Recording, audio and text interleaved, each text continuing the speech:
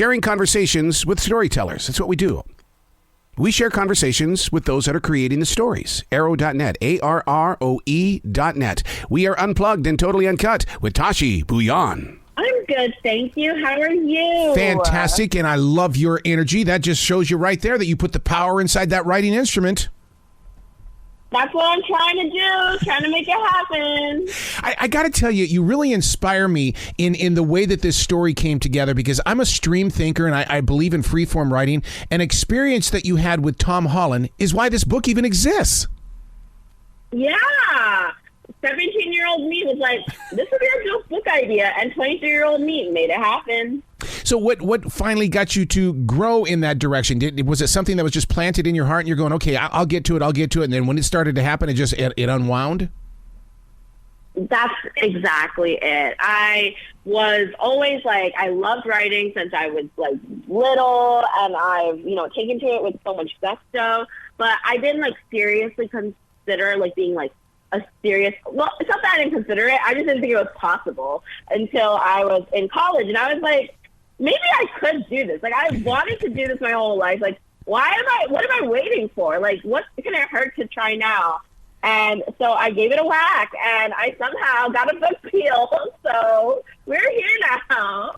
Now, writers are very, I don't want to say inward or anything like that, but what writers are is you've got to have a favorite place to go let your imagination fly. You can't just write in any place. Where did you select it, and where were you feeling the energy? Ooh, I think probably my couch is so comfy that is where I will sit. I'll have my like little snack, have a little sunlight streaming in, put on my little music playlist, and I'm like, all right, I'm in a good spot. Like, my back is well rested. I'm not hunching over. I can write. So interesting that you say music, because in my notes I'm going, there is a rhythm to the way that you share your words with us. And I was going to ask you, you're either a musician or you were listening to music. Oh my God, I love music. I feel like music has been such a big part of my life. I always say that I can't even start writing a book until I've made a playlist for it. Very interesting. All right, so I'm going to take it even further into that question, because my last two books that I put together, I actually wrote music while doing it. Would you ever do something like that as well? And that's why you become, because I believe the one thing that's missing from writing these days, soundtracks that go with the books. That actually sounds so cool. I don't know how to write music, but that would be incredible. Like, the idea of having like a little cinematic, like, you listen to it while, oh my God, that's so cool. I love that idea. Now, YA readers, very faithful. I mean, very, very faithful. Getting inside their thinking imaginations. How is it an easy journey for you? So I'm very fortunate in that I'm not that far off from the YA age range. Like, when I first started writing YA, I think I kind of still am a young adult. So I think it's been very helpful in that regard. But also, it's been, quite a minute since I was 17. And, like, what college am I going to go to? How am I going to get through the end of the school? It's been a minute since that. But I feel like being so connected to that crowd and like being on social media and having like younger like cousins, siblings, like all of that has really helped me kind of, stay in that mindset. And also like I really call on the younger version of myself when I'm writing my book. I feel like I just want to make her proud. Now, when you created, now I'm gonna get the name wrong, because I mean you can look at the name Arrow and go, what name is this? So is it Mina? Mina, okay. So we've got Mina and Emmitt. And you know darn good and well that Mina, her personality is she's on a mission to win. But Emmitt, this guy, this right here is the conflict in the story, but you gotta love that relationship. Yes. They have a little rocky start to their relationship. A little? But I think yeah. Let's just say there are various curse words used. But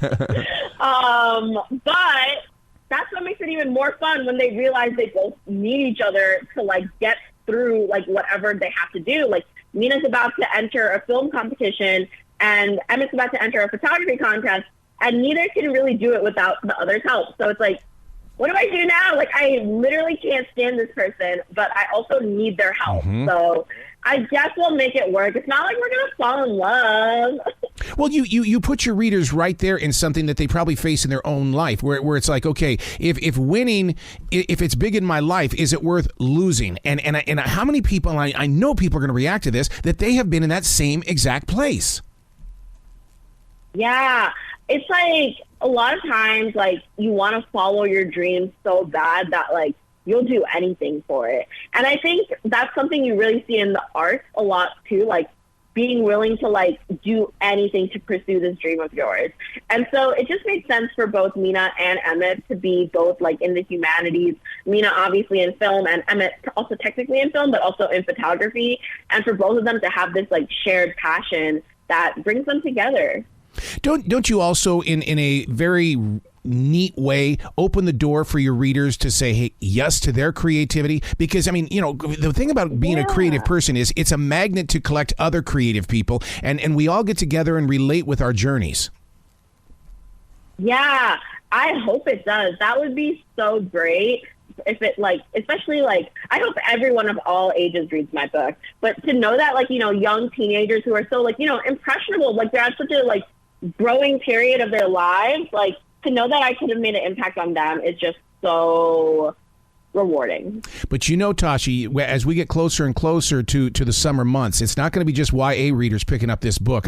My wife happens to love the YA books because it really puts her in her own place. I love that. I love that. I hope I never stop reading YA. Like, I hope like 20, 30 years from now, I'm still reading YA because I do think it's just so fun and transformative and just like such a good reading experience. Well, it is because it's about us. It's almost like you are painting the picture that sits right there in front of you and we're all going, I see it. Exactly. It's like, it's crazy how books really are like movies in your head. Yep. Yeah, but so let me ask you a question though. When you write a book such as this, a show for two, and you get it out there, you send it to the editor and stuff like that. How do you grow beyond this book now? In other words, I'm sure you're already on to your next project and stuff like that. That's what I love about writing. It's like it never ends. Mm-hmm. Yeah, it's so interesting because when you leave behind like these characters, it's like, at least for me, I'm like, I don't know if I'll ever see them again. Right. You know, like this could be the end of their journey. And that's like really saddening because you grow so attached to them. Like you spend all this time in their heads, writing their story. And then suddenly you have to be like, bye, go off to school. It's like, you know, like it's like the baby birds leaving my nest. I'm like, okay, I'll miss you. Like, but I also think it's fun because you know that they would want you to keep going and like write more stories and bring more characters into the world. Yeah, because Tashie, what happens is that we're letting go of the characters, but we in a very spiritual way, new people are finding our characters, and so that's the continuation. Yes. And they'll keep finding them, which is even more like beautiful. Like it's no longer my story. Now it's like everyone's story. It's open for everyone to read and pick up and relate to and understand. So where can people go to show you lots of love, not only to just purchase the book, but to really give you the love and support that you truly deserve? Okay, so A Show for Two is being sold in bookstores everywhere. So you can go to Barnes & Noble, your local independent bookstore.